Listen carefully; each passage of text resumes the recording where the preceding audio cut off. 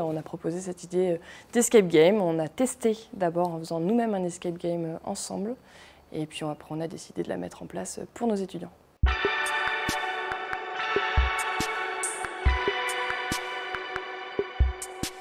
Il y a une chambre de patient, un poste de soins et on a un bloc opératoire avec une salle de réveil. Alors dans chaque salle, il va y avoir donc un chrono qui apparaît avec un fond sonore qui rajoute un petit peu de tension dans la pièce. Et dans chaque salle, il y a des formateurs qui jouent des rôles et qui vont donner des indices, mais qui vont aussi un petit peu leur mettre la pression pour accélérer dans leur résolution des énigmes pour permettre de sortir plus rapidement de la salle.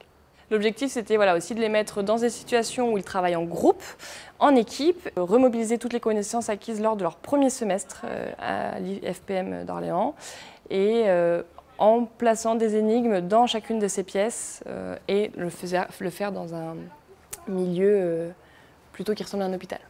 Bien sûr, leur première question, c'est à quand le prochain escape game?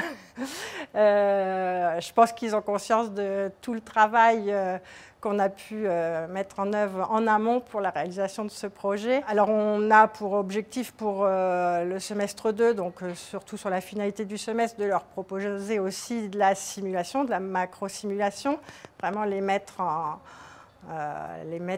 action comme dans la vraie vie, puisque nous sommes quand même bien dotés en technologie et en aménagement des locaux pour pouvoir mener ces projets.